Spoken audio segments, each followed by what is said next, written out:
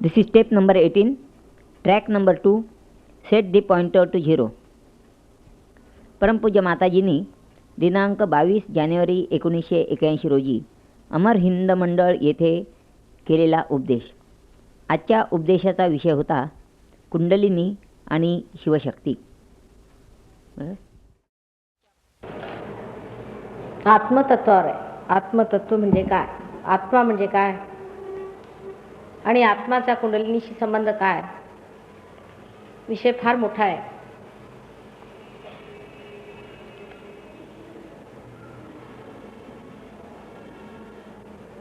आपण असं ऐकलेलं आहे की परमेश्वराने ही सृष्टी निर्माण केली, असा आपण वाचतो. पुष्कळांचा असा विश्वास आहे, विचार आहे.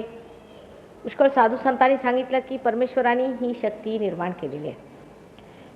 वेदामध्ये लिहिलेलं आहे की ही शक्ती ई आहे. ई नावाची त्यांनी त्याला संस्था दिलेली आहे, ई. म्हणून महाराष्ट्रात त्याला कदाचित आई असं आईला म्हणत असतील. पण परमेश्वर म्हणजे परब्रह्म आहे. चारीकडे पसरलेलं परब्रह्म म्हणजे परमेश्वर आहे. ही संबंध एक अशी शक्ती आहे की जी एका स्थितीला चलायमान नसते, अचल स्थितीत राहते, तेव्हा तिला परब्रह्म म्हणतात. त्या परब्रह्माला जेव्हा अशी इच्छा होते की आपण आता काहीतरी सृजन केलं पाहिजे, काहीतरी क्रिएट केलं पाहिजे, तेव्हा त्याचे दोन भाग होतात. एक तर त्याची इच्छा आणि दुसरी इच्छा करणारा. त्यातला जो इच्छा करणारा आहे तो परमेश्वर आहे. त्याला आपण परमेश्वर जाणलं पाहिजे. आणि त्याची जी इच्छा आहे ती त्याची परमेश्वरी शक्ती, तिला आदिशक्ती म्हणतात. जो इच्छा करणारा आहे तो सदा शिव आहे, कारण तो बदलत नाही. तो संपूर्णाने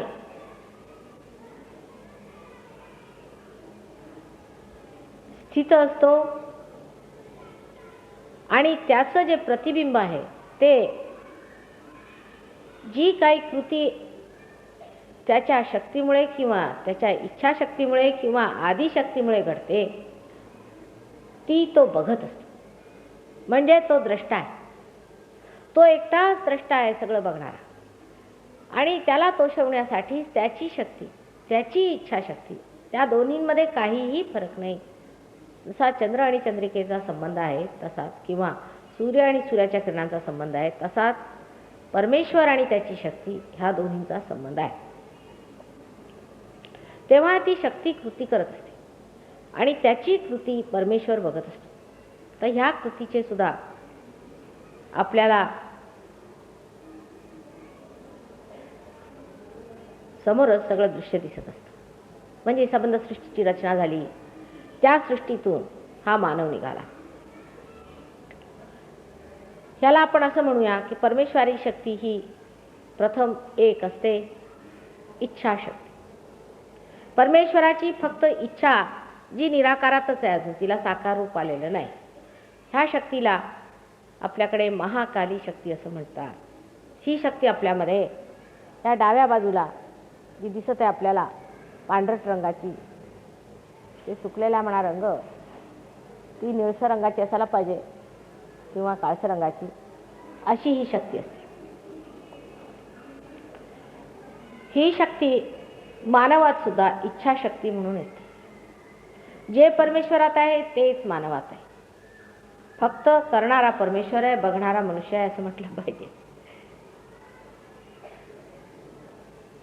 नंतर ही शक्ती आपल्यामध्ये इच्छा स्वरूप बनून राहते. ह्या शक्तीतनं दोन आणखीन शक्त्या निघतात. पैकी एक शक्ती जी पिवळ्या रंगाची आहे ती क्रियाशक्ती. क्रियेशिवाय इच्छेला काही अर्थ राहत नाही. ही क्रियाशक्ती आपल्या उजव्या बाजूला असते, पण येते मात्र डावीकडनं अशी. आणि त्यानंतर जी मधोमध आपल्याला दिसत आहे ही शक्ती आपल्याला धर्म देते. त्यांनी आंबा होतो, सोनं होतं, कार्बन होतो आणि मानव होतो. जी आपल्याला धारणा शक्ती देते, ज्याने आपण धारणा करतो, ज्याने एक एक पावले पुढे टाकत आपण त्या पावलांवर जमत जातो. ज्याने आपली उत्क्रांती होते, इव्होल्युशन होतं, ती ही शक्ती मधली आहे, ही महालक्ष्मी शक्ती. महाकालीची शक्ती डावीकडे आहे, महासरस्वतीची शक्ती उजवीकडे आहे आणि मधोमधची शक्ती आहे ती धर्मधारणाची महालक्ष्मी शक्ती. अशा प्रकारे तिन्ही शक्त्या आपल्यामध्ये सुद्धा आहेत.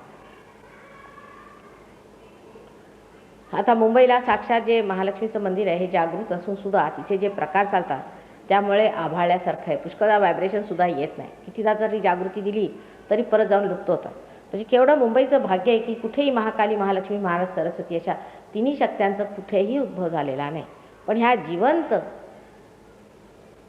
ह्या जागृत स्थानी सुद्धा असे प्रकार लोक करत आहेत की या लोकांना काही सांगून सुद्धा उपयोग नाही. असं आता कधीतरी हा काळ बदलेल म्हणून लोकांना सुबुद्धी येईल आणि ते असली पापकर्म करणार नाही अशी मला पूर्ण आशा आहे. ह्याप्रमाणे आपल्यामध्ये 3 शक्त्या आहेत. ह्याशिवाय ह्या सर्व शक्त्या पूर्णपणे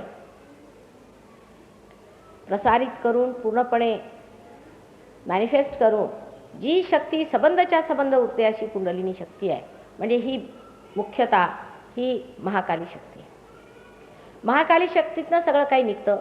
पहिल्यांदा महाकाली शक्ती होते, त्याच्यातनं बाकी दोन्ही शक्त्या निघतात. तेव्हा महाकालीचं जे संपूर्ण स्वरूप आहे ती कुंडलिनी शक्ती आणि ती शुद्ध स्वरूपात आहे. म्हणजे ती वापरली नाही जाते. ती इच्छा तेव्हाच वापरली जाते जेव्हा तुमच्या निर्वाण समयी कुणीतरी अधिकारी त्या शक्तीला चालना देतो. नाहीतर ही शक्ती सुप्तावस्थेत आपल्यामध्ये राहते. म्हणून या रेसिड्युअल असं म्हणतात. म्हणजे सगळी उरलेली शक्ती, पण उरलेली संपूर्ण शक्ती म्हणजे आदिशक्तीचं खरं जे काही प्रतिबिंब आहे ती ही शक्ती आहे. आणि ह्या प्रतिबिंबाचं प्रतिबिंब म्हणजे बाकी ह्या 3 शक्त्या आहेत. परमेश्वराचं जे प्रतिबिंब आहे, जो आपला द्रष्टा आहे, जो हे सगळं काही कार्य आदिशक्तीचं बघत असतो, त्याचं प्रतिबिंब आपल्यामध्ये आत्मस्वरूप हृदयामध्ये असतं. शिवस्वरूप असं म्हणतात. म्हणजे सदाशिवाचं जे स्वरूप आपल्या हृदयात आहे, जे शिवस्वरूप आहे तेच आत्मास्वरूप आपल्यामध्ये आहे. हा परमेश्वर निराकार, निर्गुण आहे. तो गुणामध्ये अडकलेला नाही. हे ह्या 3 शक्त्यांमुळे आपल्यामध्ये 3 गुण तयार होतात. पहिल्या शक्तीमुळे तमोगुण, दुसऱ्या शक्तीमुळे रजोगुण आणि मधल्या शक्तीमुळे सत्वगुण. अशा प्रकारे 3 गुण आपल्यामध्ये तयार होतात. ह्या 3 गुणाच्या हेऱ्याफेऱ्याने प्रत्येक मनुष्य बनलेला असतो. एखाद्यामध्ये 1 गुण जास्त तर दुसऱ्यामध्ये दुसरा गुण जास्त. अशा प्रकारे 3 गुण माणसामध्ये कार्यान्वित असतात. त्याचं थोड्याफार प्रमाणामध्ये प्रत्येकामध्ये वास्तव्य असते. एखाद्यामध्ये 1 गुण जास्त वाढला किंवा दुसरा गुण जास्त वाढला म्हणजे त्याने सुद्धा माणसामध्ये असंतुलन येऊन जातं.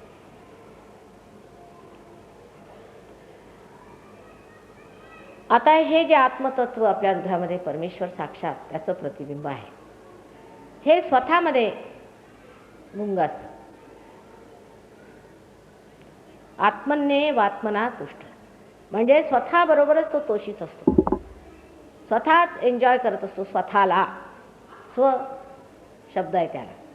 हा जो स्व आपल्यामध्ये आहे, आत्माराम, आत्मस्वरूप निर्गुण निराकार, तो स्वतःमध्ये गुंग असतो. आणि तो नुसता बघत असतो, तुम्हाला बघत असतो की तुम्ही काय करता.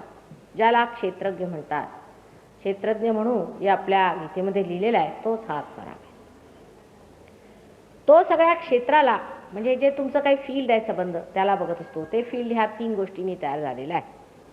आणि तुम्ही काय करता, बरोबर वागत आहात किंवा नाही, किंवा कुठे चालात वगैरे सर्व तो बघत असतो. आणि जर तुम्ही कोणतीही गोष्ट अशी केली की ज्याने त्याला फार बोझा होतोय किंवा तुम्ही त्याला विसरला आणि सर्व लक्ष जर तुमचं ह्या गुणांमध्ये जर फसलं तर तो कधी कधी एकदम तिथून परततो आणि तेव्हा मनुष्याचा प्राण जातो. पण तसंही प्रत्येक जन्मलेला मनुष्य हा मरणारच आहे. काही लोक अवेळी मरतात. हार्ट अटॅक माणसाला येतो, एकदम सटकन त्यांचा मृत्यू होतो. त्याला कारण असं की मानवाचं जेव्हा चित्त परमेश्वराकडे नसताना इतर गोष्टींकडे असतं त्यावेळेला माणसाला हार्ट अटॅक होतो. आता त्याबद्दल नंतर सांगेन मी, पण सध्या आत्म्याचं तत्त्व समजून घ्या. हे सर्व मानवामध्ये आत्मतत्व आहे, फक्त राक्षसांमध्ये नसतं. आणि ते तुमच्या सर्वांमध्ये आहे. म्हणून ही माझी धडपड चाललेली आहे की ते तुम्ही मिळवलं पाहिजे.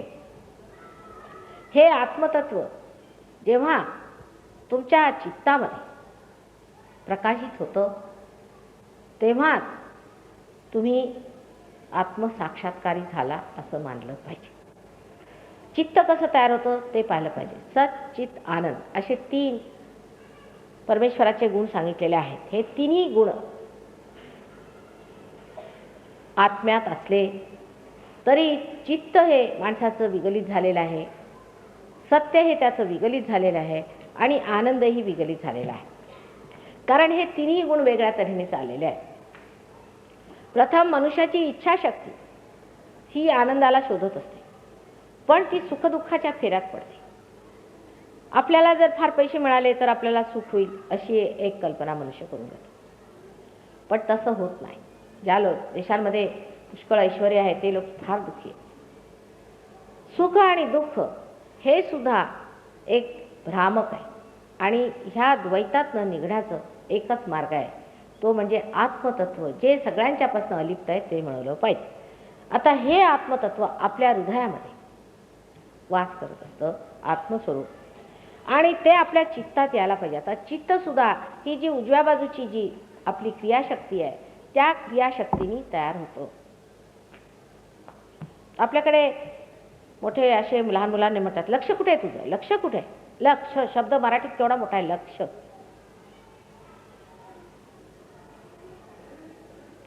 हे लक्ष, हे जे लक्ष आपल्यामध्ये आहे हे लक्ष चित्तात आहे आणि चित्त म्हणजे ही उजव्या बाजूची जी आपली क्रियाशक्ती आहे त्याने तयार होतं किंवा त्याच्याकडे वाहवतं. क्रियाशक्तीमध्ये 5ही आपले जे पंचमहाभूत आहेत त्यांचा प्रादुर्भाव आहे. डावीकडे जी आपली महाकाली शक्ती आहे त्याच्यामध्ये निराकार अशा नुसता इच्छा आहे, फक्त इच्छा आहे. आणि इच्छेसाठी कोणतंही पंचमहाभूतातलं कोणतंही एक एलिमेंट लागत नाही. सारी पंचमहाभूते ही उजवीकडेच आपल्या हाताशी असतात आणि ती आपण वापरली, त्यांचा उपयोग आपण केला की त्याच्या रिॲक्शनमुळे, त्या उपयोगामुळे आपल्यामध्ये एक संस्था तयार होती, त्याला आपण अहंकार असं म्हणतो. ते आपण जर डोक्याकडे लक्ष दिलं तर उजवीकडे त्याचा पिवळ्या रंगाचा असा फुगा तयार होतो. डावीकडे उजवीकडेही शक्ती असते पण त्याचा फुगा मात्र डावीकडे तयार होतो. तो इथून सुरू होऊन इथपर्यंत असतो. ह्या अहंकारामुळे मनुष्य कार्य करतो आणि त्याला असं वाटत असतं की मी हे कार्य करतोय, मी ते कार्य करतोय, माझ्या हातून हे घडतंय, ते घडतंय. त्याच्यानंतर जी त्याची इच्छाशक्ती असते ती सुद्धा जर वाहवली गेली किंवा तो नेहमी आपल्या मागच्या आयुष्याचा विचार करेल की मला हे होतं, मला हे मिळालं पाहिजे, अमुक झालं पाहिजे, तमुक झालं पाहिजे, ह्या अशा गोष्टींचा विचार केल्यामुळे, अशा गोष्टींच्या इच्छा केल्यामुळे सुद्धा दुसरी एक प्रतिक्रिया होते आणि ती आपल्यामध्ये मन म्हणून एक वस्तू तयार होते. त्याला आपण मराठीत मन म्हणतो आणि त्याला इंग्लिशमध्ये सुपर इगो असं म्हणतात. त्याप्रमाणे मन आणि अहंकार ह्या दोन्हींच्या फेऱ्यात आपण पडतो. जेव्हा आपला अहंकार बळावतो किंवा अहंकाराला पुष्टी मिळते, कुणी जर म्हटलं वा किती छान दिसता तुम्ही, वा वा हे तुमचं घर फार छान आहे, तुमचं अमुक चांगला आहे वगैरे वगैरे, की लागलेच आपल्याला आनंद होतो. तो आनंद नसतो, नुसतं सुख आहे. आणि ते जे सुख होतं ते आपल्याला अहंकाराला पुष्टी मिळाल्यामुळे होतं. जर कुणी तुम्हाला म्हटलं वा काय चांगले आहात तुम्ही, तुमचं काय विचारायला नको, बहुतेक फसवेगिरी करायची असली म्हणजे लोक अहंकाराला पुष्टी देतात. म्हणजे जसे आपले राजकीय नेते वगैरे सांगतील वा वा तुमचं आम्ही हे भलं करू, तुमचं ते करू, अमुक करू, तमुक करू, की लागलंच वा आमचं हे होणार आहे ना, मग त्यांना इलेक्शनला तुम्ही वोट्स देता. किंवा पुष्कळचे फसवे गुरु असतात, फसवे गुरु म्हटलं पाहिजे, तर ते लोक येऊन तुम्हाला सुद्धा फसवतात किंवा तुम्हाला आम्ही असं करू आणि तुमचं हे भलं होईल, तुमचं असं होईल, तसं होईल, असं काहीतरी भविष्याबद्दल तुम्हाला सांगतात. किंवा तुम्ही फार चांगले, तुम्ही फार दाते आहात, तुमच्यासारखे लोक नाहीत वगैरे वगैरे अशा गोष्टी केल्या म्हणजे सुद्धा अहंकार बळावतो. आणि हा अहंकार बळावला फार जास्त की हृदयावर एकदम पटकन असा बसतो. जो मनुष्य फार कार्यरत असतो, अतिकर्मी असतो, त्याचा सुद्धा हृदयावरती तोच परिणाम होतो. कारण अहंकार बळावणार, कारण कोणतंही कार्य तुम्ही जास्त केलं की अहंकार बळावणार. या अहंकारा पलीकडे जायला पाहिजे. पुष्कळ लोक मला म्हणतात माताजी जसं गीतेत लिहिलं आहे तसं आम्ही सर्व कर्म करतो आणि ती कर्म आम्ही परमेश्वराच्या चरणी वाहतो. आता हे कृष्णाला समजलं पाहिजे. कृष्ण हा साक्षात विराट परमेश्वरच आहे. पण तो फार हुशार आहे. हुशारच नाही, पण राजदूतासारखा एका डिप्लोमॅटसारखं त्याच्यात डिप्लोमसी आहे सगळं. कारण त्याला माहिती आहे की ही मंडळी सांगून ठीक होणार नाही. जर सरळ सांगितलं की हे असं करा तर कधीही ऐकणार नाही. म्हणून जसं म्हणतात ना की जर तूप काढायचं असलं तर सरळ बोटाने निघणार म्हणून वाकडं बोट करावं लागतं. म्हणून थोडंसं त्यांनी डिप्लोमसी केलेली आणि त्याच्याच फेऱ्यात लोक फसलेले आहेत. त्यांनी सांगितलं की कर्म तुम्ही करा, पण ते परमेश्वराच्या चरणी घाला. आता डिप्लोमसीचं वैशिष्ट्य त्याच्यात असतं, जेव्हा तुम्हाला अगदी काहीतरी अशी अट दिली पाहिजे जी अट पूर्णच होणार. ॲब्सर्ड असं म्हटलं पाहिजे. जर तुम्हाला असं म्हटलं की तुम्ही सर्व कर्म करा, पण ते कर्म परमेश्वराच्या चरणी वाहता, हे होऊ शकत कधीच होणार नाही. कारण तुमच्यात अहंकार आहे. तुम्ही जरी किती म्हटलं हो आम्ही परमेश्वराच्या चरणी वाहतो, ना हा भ्रम आहे नुसतं. म्हणजे समजा मी अशी एक उदाहरणार्थ सांगत असते की एक मुलगा गाडी हाकतोय. अर्जुन समजा गाडी हाकून राहिला आणि त्याचे वडील बाहेर आले आणि तो म्हणाले की गाडी काय पुढे जात नाही. तर सुरुवातीला त्याने सांगितलं की बा तू ज्ञान मिळव, पण तो ऐकायला तयार कुठे होता. ज्ञान म्हणजे आत्म्याला पुढे घाल, आत्मा आला पाहिजे, म्हणजे आत्मसाक्षात्कार घे, त्याशिवाय ज्ञान होऊ शकत नाही. पण अर्जुन तरी वाद घालायला आला. त्यांनी सांगितलं घोडं पुढे कर. घोडं मागे आहे, गाडी पुढे आहे, म्हणून त्रास होतोय. घोडं पुढे कर म्हणजे गाडी चालणार. तर अर्जुनाने परत त्याला प्रश्न विचारला की जर तू असं म्हणतोस मला, तर मग मला युद्धाला जायला काय सांगतोस. आधी सांगतोस की तू साक्षी स्वरूप हो आणि त्याच्यानंतर तू युद्धाला जा. म्हणजे आत्मसाक्षात्कार झाल्यावर युद्धबिद्ध काही राहत नाही, तुम्ही परमेश्वराचे हस्तक होता, असा त्याचा अर्थ होता. तेव्हा कृष्णाने त्याला सांगितलं बरं ते घोडं मागेच राहू दे, तू गाडी हाकत राहा, पण सगळं काही परमेश्वराच्या हाती करायचं शक्यच नाही. कारण घोडं हे मागं आहे, लक्ष सगळं परमेश्वराकडे ठेवलं म्हणजे घोड्यावरती लक्ष ठेवा आणि गाडी हाकत बसा, तर काय गाडी पुढे जाणार आहे. गाडीच पुढे आणायला पाहिजे, हे व्हायला पाहिजे. हे झाल्याशिवाय कधीही आपलं कर्म परमेश्वराच्या चरणी जाऊ शकत नाही. ही एक घटना आहे, ती घटित झाली पाहिजे. आपल्याला असं वाटतं की आम्ही हे केलं ना म्हणजे झालं. हे सगळं वैचारिक आहे, विचारांच्या फेऱ्यातलं आहे. विचारांच्या पलीकडे परमेश्वर आहे. नुसतं असं म्हणून स्वतःला काहीतरी मोठे साधू संन्यासी म्हणून उगीच स्वतःला कशाला फसवेगिरी करून घ्यायची. त्याने तुमचा काय लाभ होणार आहे. आत्मतत्व मिळवल्याशिवाय, आत्मतत्व आपल्यामध्ये बांधल्याशिवाय, त्याचा प्रकाश आपल्यात आल्याशिवाय तुमची सगळी काही कर्मे बेकार. त्या कर्मांना काहीही अर्थ नाही. आता आम्ही हे कर्म केलं, ते कर्म केलं आणि परमेश्वराच्या चरणात. लोक म्हणजे इथपर्यंत आम्ही स्मगलिंग करतो पण परमेश्वराच्या चरणात, मर्डर करतो पण परमेश्वराच्या चरणात. हे म्हणजे बुद्धीचे खेळ आहेत नुसते. पण जेव्हा आत्मतत्व तुमच्यामध्ये येऊन जातं, तुमचं चित्त आलोकित जेव्हा होतं आत्मतत्वानी, तेव्हा तुम्ही असं म्हणत नाही. तुम्ही असं म्हणता माताजी हे जात आहे आणि येत आहे, होतं आहे, वर चढते खाली उतरत आहे. आपण काही करत नाही, बघत आहोत नुसते. म्हणजे आपण आत्मतत्वातनं आता उतरलो, बघतोय सगळं काही.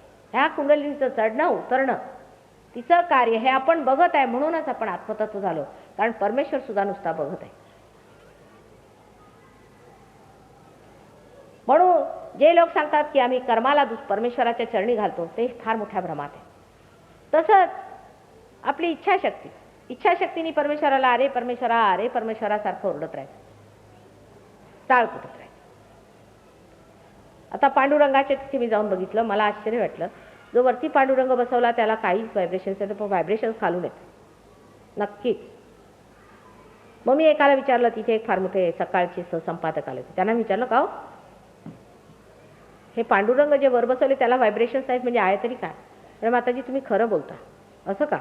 म्हणजे जे खरे आहेत ते खाली बसवलेले आहेत, ते आतमध्ये गडप्प केलेले आहेत, ते खाली आहेत भुयारात, आणि वर जे बसवलेले आहे ते नंतर बनवलेलं काहीतरी आहे. आता असं सांगितल्यावर सगळ्यांना जे असं होईल की माताजी असं कसं म्हणतात. पण खरं ते मी सांगते तुम्हाला की आत्मतत्व असल्यावरती त्याच्यातनं व्हायब्रेशन्स यायलाच पाहिजे. पण त्याच्यातनं जर व्हायब्रेशन्स इतके आले नाही, उलट गरम गरम येत होतं.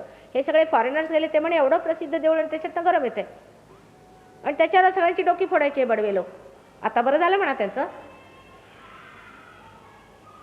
तेव्हा जोपर्यंत तुमच्यात आत्मतत्व येत नाही तोपर्यंत सत्य काय आहे ते समजणार नाही. आणि सत्य हे चेतनेमध्ये चेतलं जातं. चेतने हा शब्द आपण लक्षात ठेवायचा. चेतीला गेला म्हणजे एखादा दिवा आहे समजा, त्याची वात आहे, त्या वातेला मर्यादा आहे, पण तुम्ही तिला चेतल्याबरोबर ते मर्यादेला सोडून सगळीकडे पसरून जातं. तसंच मानवाचं आहे. जेव्हा त्याचं चित्त हे चेतलं जातं त्यावेळेला ते चित्त आपल्या मर्यादेला सोडून सर्वात पसरतं. कारण आत्मतत्वाने चेतल्या गेल्यामुळे आत्मतत्व हे सर्व भूतांमध्ये, सर्व मानवांमध्ये आहे, सगळीकडे पसरलेलं आहे, सार्वभौमिक आहे. म्हणून मनुष्यामध्ये सामूहिक चेतना ही जागृत होते. परत परत मी सांगते की असं म्हणायचं नाही की तुम्ही माझे भाऊ आणि तुमची मी बहीण आणि संबंध विश्व एक आहे, असं ओरडून आरडून सुद्धा होणार नाही. परत काही स्वतःवरती आलं की तेच. पण जेव्हा हे असं घडतं तेव्हा, कारण आत्मतत्व हे सार्वभौमिक आहे, कारण हे सामूहिक आहे, म्हणून आपण सुद्धा सामूहिक चेतनेत उतरतो. त्यावेळेला सांगावं लागत नाही की अहो हे तुमचे बंधू आहेत, त्यांच्यावर प्रेम करा. हे मुसलमान असले तरी तुमचे बंधू आहेत, हे हिंदू असले तरी तुमचे बंधू आहेत. लगेच कळतं हातावरती, बोटांवरती तुम्हाला.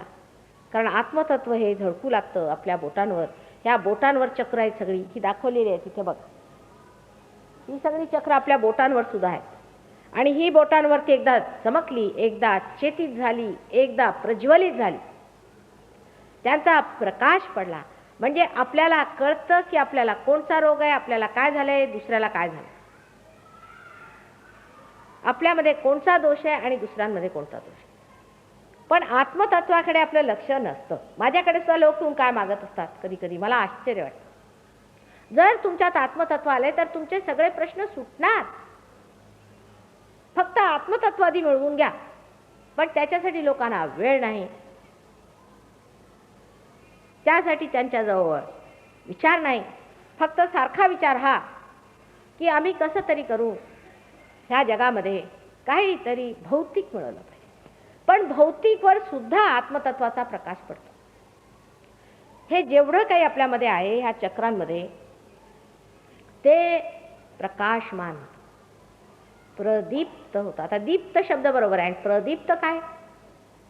प्र शब्द लावला तर प्रदीप्त काय झालं? अहो दीप्त म्हणजे जे पेटलेलं आहे ते, मग प्रदीप्त काय झालं? हा प्र शब्द फार मोठा आहे. आणि त्या प्रदीप्त म्हणजे त्याला चेतना येते, चेतित होतं, चेतनामय होतं. आता आपण रस्त्याने एखादा साधारण एक प्राणी पाहिला तर म्हणून ह्याला सुद्धा चेतना आहे, चेतना, पण ती प्रदीप्त झालेली नाही, नुसती चेतनामय. तसंच मनुष्य बहुतेक मानवाचं असतं. हे बघा, एक तर तुम्ही येऊ नका आणि आले तर मधून जाऊ नका. म्हणजे ह्या लोकांना काहीतरी कथा चालल्यासारखे वागतात, मला समजत नाही. असं करू नये, त्याने तुम्हाला त्रास होईल.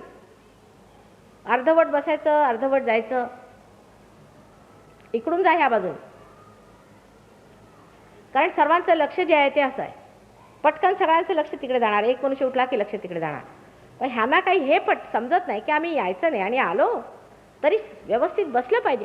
जर आम्ही तासभरही बसू शकत नाही तर येण्याची गरज काय? हे असं जे लक्ष आपलं इकडे तिकडे असतं आणि फार चलायमान असतं, ह्या लक्षाला स्थिर करण्यासाठी त्याला प्रज्वलित केलं पाहिजे. ते प्रज्वलित झाल्याबरोबर आपल्याला लक्षात येतं की बघा हे चाललं, इकडे चाललं, आपलं असं लक्ष फिरू लागलं. मग लक्ष एकाग्र होतं. एकाग्र म्हणजे आपल्या हृदयामध्ये बसलेल्या आत्म्याला आत्मसात करण्यासाठी आपलं लक्ष संबंध तिकडे धावतं. त्याला मी एक साधारण अशी ही देत असे उपमा, जे आपल्याला साधारणपणे समजण्यात येईल. की आपल्या मुंबईला पूर्वी गॅसचे लाईट्स असायचे, अजूनही आहेत पुष्कळ ठिकाणी. त्याच्यामध्ये एक दीप जळत असायचा. तसं आपल्या हृदयामध्ये एक दीप जळतोय समजा. आता ही जी गॅस आहे जी वाहते आहे ती प्रदीप्त नाही, ती प्रदीप्त झालेली नाही. त्याच्यात शक्ती आहे प्रदीप्त होण्याची, पण ती ठिणगी त्याच्यात अजून पडलेली नाही. म्हणून त्या ज्योतीकडे आपण जेव्हा तिला उघडतो तेव्हा एकदम प्रकाश होतो. म्हणजे तो जो लहानसा प्रकाश आहे तोही निर्गुण निराकार आहे. पण त्याचा सबंध प्रकाश त्या गॅसमध्ये पडतो. तसंच आपल्या चित्तामध्ये या आत्म्याचा प्रकाश पडतो. आणि तो प्रकाश आपल्यामध्ये पडल्यावर मग आपण हातामध्ये जर बघायला सुरुवात केली तर आपल्याला समजतं की आपलं जे हे कुंडलिनीचं तंत्र आहे, हे जे अस्त्र आहे, हे जे निमित्त आहे परमेश्वराच्या कार्याचं साधन आहे, त्याच्यामध्ये कुठे घोटाळा आहे. त्या प्रकाशाच्या आधी काहीही स्वच्छता केली तरी आंधळ्यांनी स्वच्छता केल्यासारखी. सहयोगाचं मर्म हेच आहे की आधी तुम्ही पार व्हा, आधी कळस मग पाया. आधी तुमच्यात आम्ही दिवा लावून देतो. आता आपण घर बांधतोय तर फक्त सकाळपासून संध्याकाळपर्यंत सूर्य असेल तेव्हा बांधतो, रात्री काय बांधू शकत नाही कारण अंधार आहे सबंध. समजा जर आपल्याला लवकर काम करायचं असलं तर आपण आधी तिथे दिवा लावून घेतला तर पटकन होईल. त्याचप्रमाणे तुमच्यामध्ये हा जो दिवा आहे परमेश्वरी शक्तीचा, आत्म्याचा, हा जर का तुमच्या चित्तात आला आणि चित्त जर का त्यात भडकला पण म्हणूया की अप्रदीप्त झालं तर तुम्ही जे काही कराल, जी तुमच्या चेतना चितीत होईल ते सार्वभौमिक आहे, कलेक्टिव्ह आहे. म्हणजे इथे बसल्या बसल्या तुम्ही सांगू शकता की कोणाचं काय धरलेलं आहे, कुणाला काय त्रास होतोय, तुमच्या भावाला कसं आहे. मग हळूहळू भावापासून दुसरीकडे लक्ष जातं, करत करत लक्ष व्यापक होत जातं. कारण हा प्रकाश जसा जसा पसरत जातो तेव्हा सर्व विश्व हे आपलंच आहे. हे घडू लागतं, हे वाटू लागतं. म्हणजे काही डोक्याने नाही वाटत, पण असं घडतं. ही जी सामूहिक चेतना आहे ती आपल्यामध्ये बांधते. मराठी शब्द बांधते मी म्हणते फार चांगला आहे, पण तो लोकांना समजला की नाही. ती भिनते आपल्यामध्ये, ती चेतित होते आणि आपल्याला कळतं की सर्व विश्व हे एक आहे. आता कोणी म्हणेल माताजी तुम्ही फार आमच्यावर उपकार केले वगैरे, अमक्याला ठीक केलं, तमक्याला ठीक केलं. आज मी एका लहानच्या चिल्ड्रन वॉर्डमध्ये गेले, ते तिथे 3-4 मुलांना ठीक केलं. समजा तो कसले काय उपकार? अहो ते आमच्यातच असल्यामुळे आम्ही कोणावर उपकार करणार? जर हे बोट दुखलं आणि ह्या बोटाने असं दाबून घेतलं तर काय ह्या हाताने ह्याच्यावर उपकार केला का? कारण तुम्ही भिन्न भिन्न बघता, तुमच्यात समग्रता नाही. म्हणून तसं वाटतं की मी ह्या हाताने ह्या हाताचा उपकार केलेला आहे. पण आम्हाला तसं वाटत नाही, कारण जर सगळे आमचे अंग प्रत्यंग आहेत, मग आम्हीच आमचाच उपकार आपल्याला करून घेतो चला असं म्हटलं पाहिजे.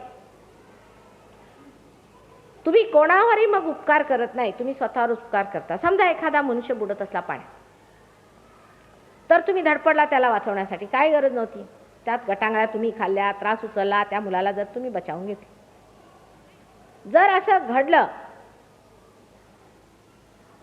तर काय घडलं? तुमचं काय जात होतं? मेला असता तर मेला असता. तुमचं काय जात होतं? तुम्ही कशाला गेले मरायला? कारण तुमच्यातलं काहीतरी मरत होतं, तिथे काहीतरी तुमच्यातलं बुडत होतं. ते जे आहे ते तुमच्यात साक्षात होतं. त्याबद्दल शंका राहत नाही. आज यांनी छान म्हटलं की सगळा संशय जो आहे तो म्हटला. कारण तुमच्यात सत्य आल्यामुळे सत्य चेतलं गेलं. ज्याला तुम्ही सत्य मानत होता ते सत्य आहे किंवा नाही, त्याच्यावर प्रकाश पडल्यामुळे हे सत्य आहे आणि असत्य हे दिसू लागलं. म्हणून संबंध संशय मिटणार, कारण तुम्ही आंधळे आहात म्हणून दिसत नाही. आणि हा प्रकाश आत्मतत्वाचा आहे. हे आत्मतत्व आपल्या हृदयामध्ये रात्रंदिनी प्रत्येक क्षणी जिवंत जागृत आहे. पण आपणच त्याला परावृत्त केलेलं आहे, त्याच्यापासून दूर झाले होतं, आपण झालेलं आहे.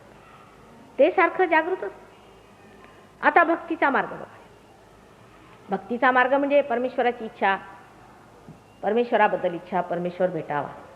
तुलसीदास एवढे मोठे भक्ती मार्गी होते, फार सुंदर रामायण लिहिलं त्याने.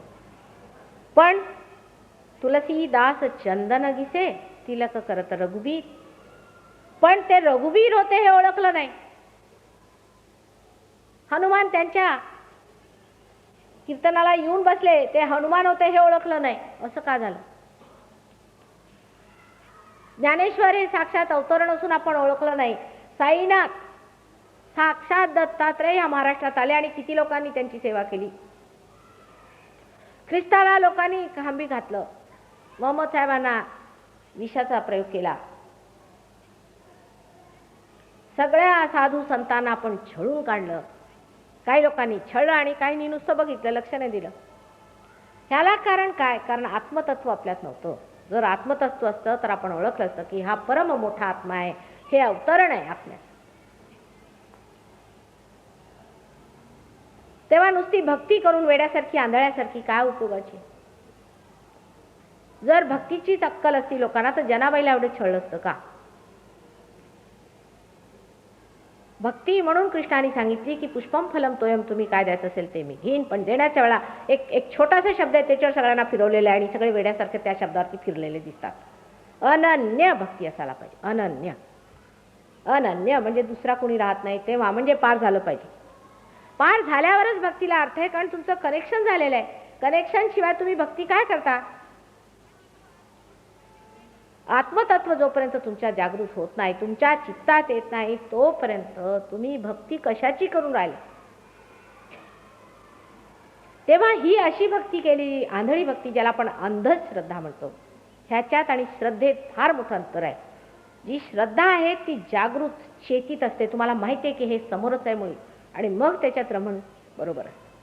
म्हणून आजचा हा जो आमचा सहयोग आहे, ह्या सहयोगाने आधी तुमचं आत्मतत्व जागृत करून देतो, म्हणजे मग ओळखा.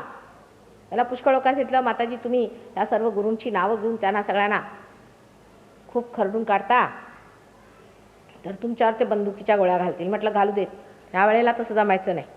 मागच्या वेळेला नाटकं केली ती झाली, पण आता करून बघू दे, गोळ्या घालू दे, बघूया कोण घालतंय. एक अक्षराने चक्कार शब्द कोणी माझ्या विरुद्ध बोलायला तयार नाही. ते मला ओळखतात पण तुम्ही ओळखत नाही, अशातली स्थिती आलेली आहे. आणि तसंच झालेलं आहे. पूर्वी स्वतः दुष्टांनी ह्या भक्तांना ओळखलं म्हणून त्यांचा छळ केला, कारण ते दुष्ट होते. आणि त्यांनी ओळखलं की हे भक्त आहे म्हणजे आमच्या विरोधातले. जे शैतानी लोक होते, जे शैतानांचे शिष्य होते, त्यांनी ह्या भक्तांना छळलेलं आहे. कारण त्यांनी ओळखलं की हे आमच्या विरोधात आहेत, हे परमेश्वरी तत्वातले लोक आहेत, म्हणून त्यांचा छळ करायचा. आणि जे मधले होते ते बघतच राहिले. हा सहयोग ह्या मधल्या लोकांसाठी. पण तुम्ही कुंपणावर बसल्यासारख्या आतमध्ये यायला पाहिजे, उतरायला पाहिजे, आखाड्यात यायला पाहिजे. आणि मग बघा, एकदा तुम्ही जर का सहयोगात उतरला आणि आत्मतत्व तुमच्यामध्ये जागृत झालं, तर तुमच्या चरित्राला काय, तुमच्या संबंध व्यक्तित्वाला काय, एक नवीनच रूप येतं. आणि ते रूप इतकं मनोहर, इतकं सुंदर आहे. कारण जे परमेश्वराचं सच्चित आणि आनंद आहे ते सगळं एक होतं. म्हणजे हा आनंद, जो आनंद तुमचं आत्मतत्व आपल्यामध्ये उपभोगित आहे, तो आनंद तुमच्या संबंध चित्तात पसरल्यामुळे तुम्ही आनंदात असतात. आनंदाला द्वैत नाही आहे, म्हणजे सुख दुःख नाही. अहंकाराने सुख होतं आणि प्रतिअहंकाराने दुःख होतं. ह्याच्या मधोमध कुंडलिनी वर जाते आणि ती जेव्हा ब्रह्मरंध्राला छेदते तेव्हा ब्रह्मरंध्रावर सदाशिवाचं स्थान आहे, जे आपल्या हृदयामध्ये आत्मा स्वरूप आहे. त्याच्या पायावरती लोटांगण घालते. घातल्याबरोबर काल परवा मी सांगितलं की गणेश तत्वाच्या आशीर्वादाने मनुष्याला ब्रह्मपद मिळतं. मग तो त्याच्यात वाढू लागतो आणि मग ब्रह्मात रममाण होतो. मग त्याला पारावार राहत नाही. हे असं घडलं पाहिजे. हे असं घडवण्यासाठीचा आजचा सहयोग आहे. त्यात प्रश्न विचारून, हेटाळणी करून आणि टवाळक्या करून काहीही तुम्हाला लाभ होणार नाही. हे सगळं तुमच्या भल्यासाठी. ज्यांनी आत्मतत्व नाही मिळवलं त्यांचं सगळ्यांचं नुकसान होणार आहे, त्याबद्दल काही शंका नाही. पुष्कळशे लोक मला असं म्हणतात की माताजी जर आत्मतत्व मिळवलं नाही तर काय होईल, जर फूल फळ झालं नाही तर काय होईल, वाया जाणार. तुम्हाला आपलं आयुष्य जर वाया घालवायचं असलं तर आत्मतत्व मिळू नका. सहयोगामध्ये मंडळी जास्त काय येत नाहीत, कारण त्याच्यात बदलावं लागतं. पण काही जबरदस्तीने आपोआप बदलतं मनुष्य. नाहीतर कोणत्याही संस्थेला काय 4 आणे पैसे भरले की मेंबरशिप झालं. कोणत्याही गुरुला आम्ही गुरूंचे शिष्य आहोत, त्यांचे टिळे लावून किंवा गळ्यात माळा घालून किंवा त्यांचं नाव बिव घेत उडत राहिलं की झालं, तुम्ही त्यांचे शिष्य झाले. नाही तर फार तर फार एखादे कपडे घाला. सहयोगात तसं नाही. हा बाहेरचा चोगाने बदलायचा, आतला बदलायचा असतो. ते कठीण काम आहे. अस्सल पाहिजे त्याला. अस्सल जातीच असतील ते सहयोगी होतील. उगीच नकली लोक होऊ शकत नाही, कारण इथे नकली काम नाही. म्हणून कमी लोक कबूल आणि आलेच पाहिजेत कमी. पण जेव्हा हे लोक अस्सल असले आणि जेव्हा पार होतील तेव्हा हा मधला मार्ग आहे. जेव्हा मधला मार्ग वाढत जाईल तेव्हा दोन्ही बाजूचे लोक ह्याच्यात येतील. आता मनुष्याला आत्मतत्व त्याचं कसं झाकाळून जातं त्याबद्दल मला सांगितलं पाहिजे. भक्तीचं मी सांगितलं की भक्ती वेड्यासारखी भक्ती केली समजा. मी आपल्यालाही सांगितलं की आपण ज्या कुलदेवताची भक्ती केली आहे त्यालाच विचारा की माताजी तुम्ही साक्षात आहात का. असा सरळ प्रश्न विचारा. नाही तुमच्या हातात आत्मतत्व थंड थंड असतं तुमच्यात मारायचं. आपल्या महाराष्ट्रात ह्याच पद्धतीने अनेक लोक पार झालेले आहेत. पण तरीसुद्धा ते आम्हीच आहोत आणि आम्ही तेच आहोत हे समजून घेणं फार कठीण, कारण बुद्धी ही सगळी ठिकाणी माड येते. तेव्हा जे काही तुम्हाला रॅशनल वाटतं, बुद्धिमत्तेवर चालणारं असतं, ते काही जरुरी नाही की लॉजिकल असेल. त्याच्यामध्ये विवेक असेल असं म्हणता येत नाही, कारण बुद्धीने काही मनुष्य विचार करू शकतो. तेव्हा आत्मतत्व आपल्यामध्ये जेव्हा जागृत होतं त्यावेळी मनुष्य जाणू शकतो की कोण कोण आहे, कोणाचं काय. आणि हे जाणल्याशिवाय, ही अट आहे सहयोगाची, हे जाणलंच पाहिजे. आजपर्यंत तुम्ही सगळ्यांना नाही म्हणून सांगितलं, सगळ्यांचा निकाल लावला, माझा निकाल लावू शकणार नाही. माझा निकाल लावायच्या आधी तुमचा निकाल लागेल. तेव्हा आधी हे जाणून घ्या की तुम्हाला ओळखायला पाहिजे, तुम्हाला ओळख पटलीच पाहिजे. ती बुद्धीच्या दमावर पटणारच नाही, कारण मी अत्यंत मायावी आहे. तेव्हा बुद्धीच्या छळावर येणार नाही. पण सहयोगात आत्मतत्व आल्यावरच तुम्ही जाणू शकता. परमेश्वराला जर जाणायचं असलं तर आत्म्याचाच दिवा पाहिजे. जोपर्यंत तुम्ही आत्म्याचा दिवा पेटून घेणार नाही तोपर्यंत तुम्ही परमेश्वराला जाणून घेणार नाही. अहंकाराने काय तुम्ही परमेश्वराला जाणून घेणार आहात. कृष्णाने सुद्धा गीता फक्त एकच माणसाला सांगितली. ख्रिस्तानी प्रयत्न केले की समूहाला सांगायचं तर त्याला क्रॉसवर चढवलं.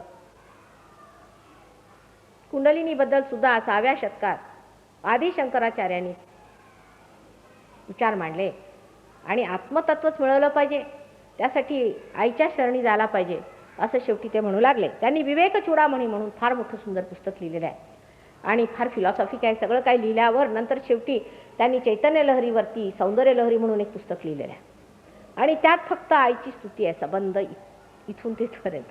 ती हा म्हणते तर काय, हू म्हणते तर काय, तिच्या हातातनं जेव्हा कोणतेही तऱ्हेचे हातवारे होतात त्यावेळेला कोणत्या कोणत्या कृती होतात आणि कशा रीतीने चैतन्य फिरतं आणि कशा रीतीने ती कुंडलिनीला वर चढवते वगैरे वगैरे अत्यंत बारीक वर्णन त्यांनी केलेलं आहे. तसंच मार्कंडेय मुनींनी सुद्धा केलं आहे. पण आपण त्यांना वाचत नाही, नुसते हिंदू धर्माचे नुसते झंडे काढून फिरतो.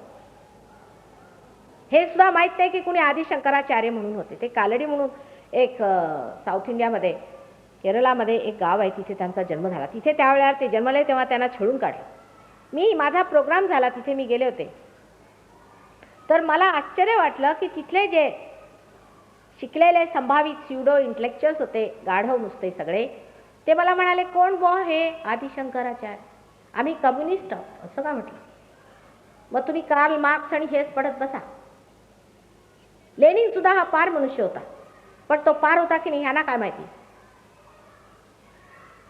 असे जीड शहाणे आपल्या देशात पुष्कळ आहेत जे स्वतःला फार इंग्लिश समजतात किंवा काहीतरी स्युडो इंटेलेक्च्युअल समजतात. त्या लोकांपासून आपल्याला काहीही शिकायचं नाही. त्यांच्याजवळ शिकण्यासारखं काहीच नाही. त्यांनीच आपल्यापासून शिकलं पाहिजे जर आपण भारतीय असलो तर. त्यांची कॉपी करून आपल्याला काहीही मिळणार नाही आणि तेही तुमची इज्जत करणार नाही. तुम्ही त्यांची कॉपी करता त्यामुळे तुमची इज्जत नाही. पुष्कळ लोकांना असं वाटतं की ह्यांच्याकडे खूप ऐश्वर्य आलेलं आहे आणि हे ऐश्वर्य आपण मिळवलं पाहिजे असा विचार डोक्यात आला म्हणजे आत्मतत्वापासून तुम्ही ढळले. ज्यांना आत्म्याचा आनंद असतो ते ह्या सर्व शुल्लक गोष्टींकडे लक्ष देत. त्याला काय तुम्ही जमिनीवर झोपवलं, आम्ही आहोत, आम्हाला तुम्ही जमिनीवर झोपला, आम्ही आरामात झोपून जाऊ. निजायला धोंडा आणि खायला कोंडा. ज्या मनुष्याला आत्म्याचं एक दर्शन झालेलं आहे त्याला हे पुष्कळ झालं. पण आपण सुद्धा त्यांच्यासारखे पैसे कमवले पाहिजेत, फार श्रीमंत झालं पाहिजे. त्याच्या घाणी बघा तुम्ही आधी. सगळे जीव द्यायला निघालेले आहेत. माणसाला झेपत नाही पैसा. आत्मतत्व मिळाल्याशिवाय त्याला काहीही झेपत नाही. सत्ता झेपत नाही, पैसा झेपत नाही, काहीही झेपत नाही त्याला. आत्मतत्व मिळाल्यावरती सगळ्याला एक सौंदर्य येतं, रूप येतं, लक्ष्मीचं स्वरूप आपल्यामध्ये जागृत होतं. कृष्णाने म्हटलंय की योगक्षेम वहाम्यहम. बघा किती हुशार आहेत ते. आधी योग घ्या मग मी क्षेम देणार आहे. क्षेम योग का नाही म्हटलं. योगक्षेम वहाम्यहम. क्षेम तुम्हाला तेव्हाच मिळेल जेव्हा तुम्हाला योग होणार आहे. म्हणून भारतात सुद्धा क्षेम तेव्हाच येईल जेव्हा भारतवासी आत्मतत्वाला जागृत होतील. हे फार मोठं भाग्य समजा स्वतःच. अहो मेले तर काय परत जन्म मिळेल. पण जर कामात न गेले आणि बेकार गेले आणि ह्या परदेशातल्या लोकांसारखा सत्यानाश तुमचा झाला तर मग तुम्हाला घडवत कोण बसणार आहे. माझे एकेका माणसावरती हात तुटतात, तुम्हाला आश्चर्य वाटेल. एकेका माणसावरती मी एक महिना मेहनत केलेली आणि इथे काल तुम्ही पाहिलं सगळेच्या सगळे खटकन पार झाले. खेड्यापाड्यातनं जावं तर 6,000 हजार माणसं खटकन पार होतात. ही आपल्या भूमीची केवढी मोठी तुम्हाला देणगी आहे. आत्मतत्वाने भारावलेलं हे महाराष्ट्राचं जेवढं मोठं काही हे जमिनीचं दान आहे, त्या भूमीचं तुम्हाला महात्म्य नाही. त्या लोकांच्याकडे बघू नका. इथून जितके तिकडे जातात ते सर्वांचा सत्यानाश. फक्त पैसे कसे मिळवायचे, हे कसं करायचं, ते अगदी घाणेरडे लोक आहेत. त्याच्यात आत्मतत्व म्हणून राहतच नाही. जो मनुष्य पैशाकडे फार धावतो किंवा सत्तेकडे धावतो किंवा अतिकर्मी असतो त्याचं लक्ष मुळीच चित्तावर राहणार आहे. दुसरं म्हणजे तुम्हाला आश्चर्य वाटेल, हठयोगावर आता परवा प्रश्न विचारला तर मी सांगितलं आधी प्राणप्रतिष्ठा करायला पाहिजे. ईश्वर प्रणिधान, प्राणप्रतिष्ठाही त्यालाच म्हणायचं किंवा ईश्वर प्रणिधान म्हणजे पार झालं पाहिजे मग करायचे. पण जर त्याशिवाय जर तुम्ही करायला सुरुवात केली, म्हणजे माझं शरीर अगदी फार मस्त झालं पाहिजे, हे ते सिनेमा ॲक्ट्रेससारखं काहीतरी प्रकार, हार्ट अटॅक येणार तुम्हाला, नक्की येणार.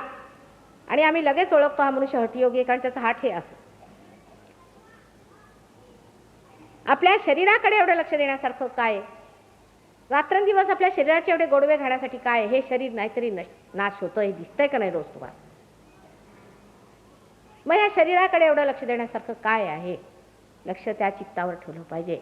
त्या हृदयात बसलेल्या आत्मतत्वावर जर तुम्ही ठेवलं तर ते शरीरच काय, पण हे 7 चक्र तुमची प्रज्वलित होतील आणि सगळं काही बरोबर होणार. आत्मतत्वाचा जो काही आपल्यावर आशीर्वाद आहे तो वर्णावा तेवढाच हो. त्याच्यानंतर तुमचं क्षेम होणार आहे. इथे आमचे सहयोगी बरेच आहेत, तुम्हाला सांगतील. पुष्कळदा ते सांगतही असतात मला, माताजी कसं काय लक्ष्मी तत्व आमच्यात हे झालं. आता परवा इथे फोटोग्राफर आले, त्यांच्या आता कथा मी ऐकल्या. इथे आले तर त्यांची बॅटरी डाऊन होती तेव्हा ते काळजीत होती. इतक्यात बघितलं निऑन लाईट आहे चालू, फोटो घेतले. आधी त्यांची बॅटरी डाऊन आहे पण निऑन लाईट चालू आहे. त्यांना काय समजलं नाही हे काय. आमचे सहयोगी फॉरेनहून आले, ते इथे ठेवले तर लोकांचे तर तिथे फार मच्छर आहेत, माताजी कसे राहतील. म्हटलं मच्छरांना सांगता येतं, मच्छर काही चावायचे नाही त्यांना. ही मंडळी तिथे गेली त्यांना एकही मच्छर चावत नाही. मच्छरांना सांगता येतं पण माणसांना सांगता येत नाही. मी म्हटलं ते आज्ञाधारक आहेत मच्छर तुमच्यापेक्षा पुष्कळ. सहयोगांना तसं नाही. सहयोगांना जर काही सांगितलं तर ते 3दा विचार करतात. माताजी म्हणाल्या त्याच्यात काय असणार असं तसं.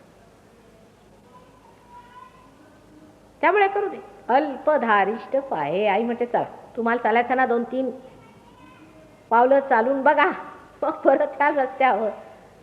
पण तसं करायचं करून उपयोग काय? तुमच्या भल्यासाठी. तुमचंच नुकसान होणार आहे. जर तुम्ही आत्मतत्व मिळवलं नाही तर फार मोठं नुकसान होणार. त्याशिवाय तुम्हाला अर्थ काय? तुमचा अर्थच लागलेला नाही. दिव्याला जर दिव्याचा अर्थ लागला नाही तर हे दिवे कशाला ठेवायचे? ते पाजळलेच पाहिजे. दिव्यामध्ये जर प्रकाश येणार नाही तर ह्या दिव्यांचा फायदा काय? परमेश्वराला त्यांचा उपयोग तरी काय? एखादा कुंभार दिवे करतो, मग त्याच्यानंतर त्यांना चांगलं भाजून घेतो. भाजल्यानंतर मग त्याच्यामध्ये तूप घालतो, वाती लावतो आणि वात पेटवून बघतो. जर त्याच्यात वात पेटली नाही तर उचलून फेकून देतो. एवढी सर्व मेहनत करू सुद्धा जर त्याच्यात प्रकाश येऊ शकत नाही, निराकारात मनुष्य उतरू शकत नाही, तर त्या अशा दिव्यांचं करायचं काय आहे? तुम्ही असाल मोठे, परमेश्वराच्या साम्राज्यात तुम्ही येऊ शकत नाही. परमेश्वराच्या साम्राज्यात तेच लोक येतील जे नम्रपणे आपल्यातलं आत्मतत्व स्वीकार्य करून त्याच्या प्रकाशामध्ये आपल्या प्रतिष्ठेत उठतील. अशीच मंडळी परमेश्वराच्या साम्राज्यात येऊ शकते. आणि असे जे पट्टीचे लोक असतील ते सहयोगाला प्राप्त होणार. नाही तर माताजीचं भाषण फार छान असतं, आम्ही माताजींच्या भाषणाला येतो पण पुढे काय आम्ही बसत नाही वगैरे, असे फालतूचे लोक इथे न आलेले बरे. सहयोग अशा बेकारच्या लोकांच्यासाठी नाही. नाहीतर माझ्या आईला बरं नव्हतं म्हणून मी माताजींना भेटायला आले वगैरे वगैरे, असे करणाऱ्या लोकांना काही सहयोगाचा लाभ नाही. आम्ही बरेच हजारो लोकांना मी बरं केलं आहे, ह्यांनी बरं केलं आहे, आमचे सहयोगी बरे करत. आता मी स्पष्ट मना केलं कोणाला काय बरं करायचं.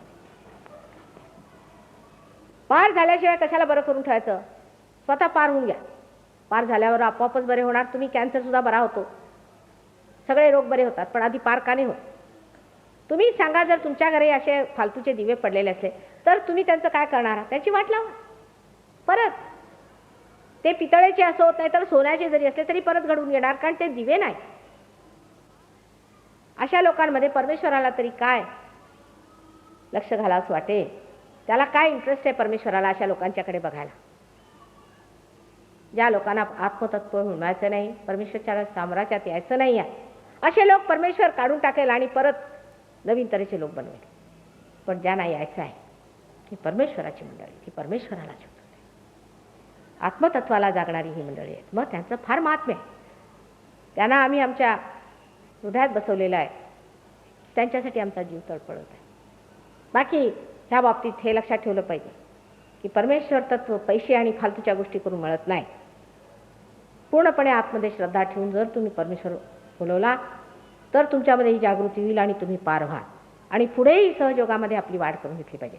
आज ह्या प्रोग्रामची इथली तिसरी ही आहे आणि आज शेवटला आहे ह्या ठिकाणी. पण त्याचा अर्थ असा नाही की अजून मी 2 दिवस बोलणार आहे आणि 2 दिवस परत प्रोग्राम होणार आहे. जे लोक पार झाले त्यांनी यायला पाहिजे. तिथे आपल्याला चेतून घेतलं पाहिजे. जितकं तुम्ही एक्सपोज कराल तितका तुम्हाला फायदा होणार आहे. हे इथलं संपलं, आता माताजींनी इथे आलं पाहिजे तर माझ्या घरी या. म्हणजे तुम्हाला स्वतःला काही स्वतःचा फायदा करून घ्यायचा आहे की नाही.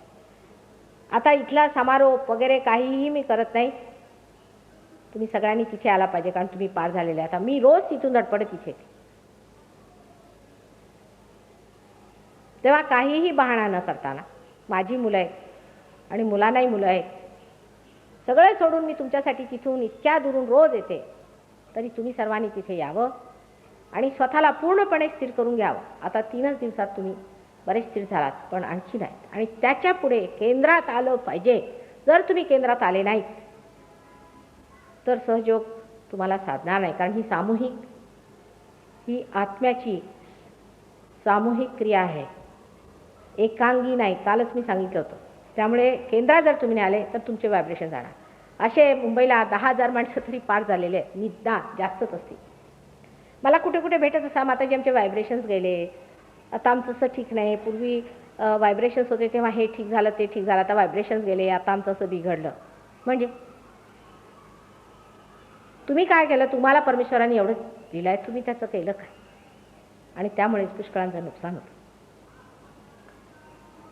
तर हे आत्मतत्व मिळवून घ्या, त्यात जमून घ्या. उगीचच वायफळ बडबड करू नका किंवा उगीचच काहीतरी क्रिया करत बसू नका किंवा कोणत्याही प्रकारचे नसते उपद्व्याप करू नका.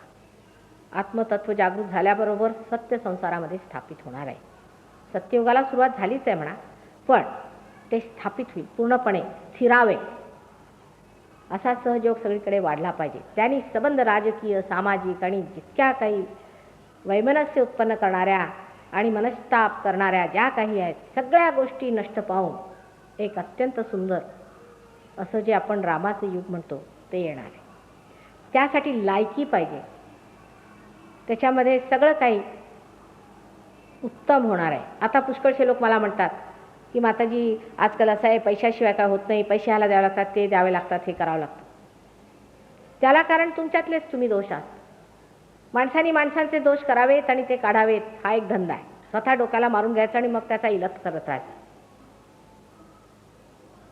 ये बैल मला मार आणि मारल्यावरती मी माझं ट्रीटमेंट करून घेतो, अशातला हा प्रकार आहे.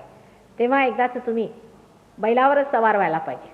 बैलावर जर सवार झाले तर जो बैल तुम्ही असा रस्ते आपली दारुण दशा करण्यासाठी करत होता तोच तुमच्यासाठी वाहन स्वरूप होईल. आणि अशा शिवाला स्मरण केलं पाहिजे जो बैलावर बसून सर्व जगाचं साम्राज्य, सगळ्या जगाचा आनंद आपल्याला देण्यासाठी बसलेला आहे. अशा शिवाला वंदन करावे.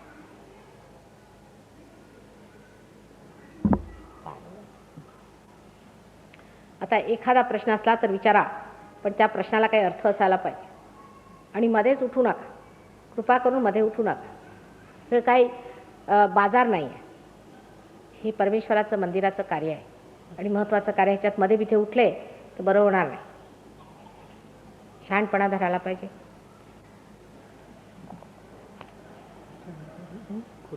खुर्च्या असेल एखादा प्रश्न तर विचारून. हे उठले काय इकडे या, तुम्ही झाले का पार? हा, नाही झाले? झाले? मग या इकडे. पार झाले तर मग काय अर्थ नाही. पार झाल्याशिवाय मला प्रश्न विचारू नका, त्याला काही अर्थ नाही. आंधळ्यांच्या प्रश्नाला कोण उत्तर देणार?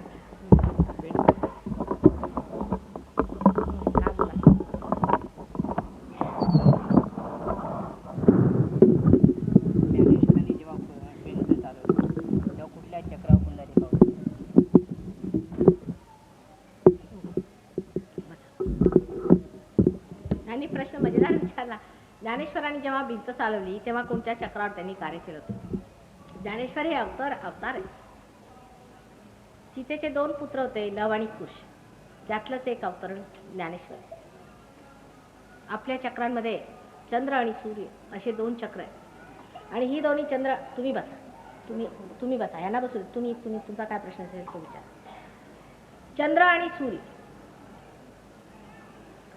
आणि हे दोन्हीही लव आणि कुश हे दोघं सुद्धा हे चंद्र आणि सूर्य ह्या दोनांवर विराजमान आहे. त्यातलेच एक ज्ञानेश्वर होते, त्यामुळे त्यांना हे साध्य झाले. कळलं का? त्याची मोठी गाथा आहे, ती नंतर मी तुम्हाला समजावून सांगेन. सज्ञात ज्ञानेश्वर हे अवतार होते आणि ते आपल्यामध्ये एक शिष्यतत्व असतं. या गुरुतत्वाबरोबर एक शिष्यतत्व असतं, त्यातले ते शिष्यतत्वातले होते. आणि त्यांचा पुढे जन्म अनेक तऱ्हेने झालेला आहे. मार्कंडेय त्यातलेच आहेत, आदिशंकराचार्य त्याच्यातलेच आहेत, कबीर त्याच्यातलेच आहेत. त्याच्या पुढे हसन आणि हुसेन म्हणून 2 झाले, ते झाले. शेवटी बुद्ध महावीर हे सुद्धा तेच आहे. लव आणि कुशच्या जमान्यामध्ये रामाला सोडून, रामाची नगरी सोडून ते उत्तरेला गेले. लव हा रशियाला गेला, रशियाला कॉकेशसमध्ये, आणि कुश हा चायनाकडे गेला होता. पैकी लवनी तिथे जे साम्राज्य स्थापन केलं त्याला लव असं म्हणतात, लव साम्राज्य. आणि म्हणूनच रशियन भाषा ही सर्व संस्कृतावर आधारलेली आहे, संबंध संस्कृत आहे. हरोश शिवाय ते म्हणतात. कुणाला जर नमस्कार करायचा तर हरोश शिवाय असं.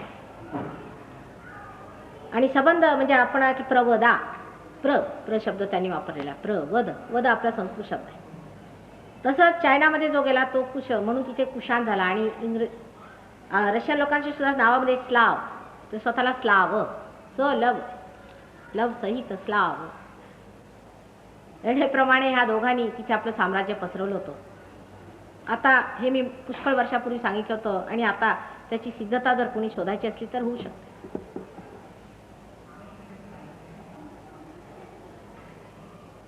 त्याच्यानंतर मग त्यांचा अनेकदा जन्म झाला. त्यापैकी एक श्री ज्ञानेश्वर होते. ते जरी महाराष्ट्रात जन्मले आणि सगळ्यांनी छळून काढला आणि त्यातला त्रास दिला, तरी हे जाणलं पाहिजे की ते अवतार होते. आणि बाकी सगळे महामूर्ख त्या महाराष्ट्रात पुष्कळ झाले आणि अजूनही आहे. तेव्हा त्यांनी जे चालवलं ते तुम्ही करू नका. भिंत चालवायचं का, तुम्ही फक्त कुंडलिनी चालवा, ते बरं होईल.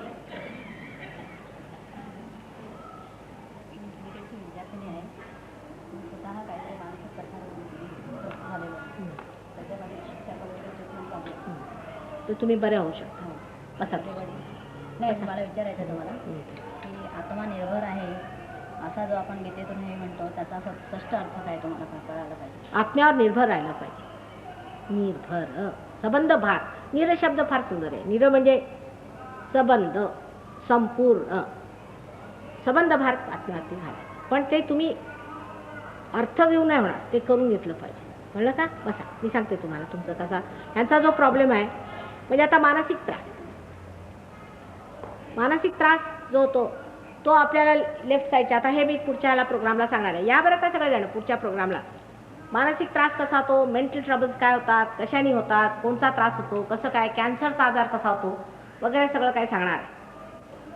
त्याला तुम्ही या आणि त्याला आल्यानंतर मग तुम्हाला कळेल हे ठीक कसं करायचं. संजोगात अनेक एपिलेप्टिक रोग ठीक झालेले आहेत, अनेक रोग ठीक झालेले आहेत, कॅन्सरचा रोग ठीक झालेला आहे.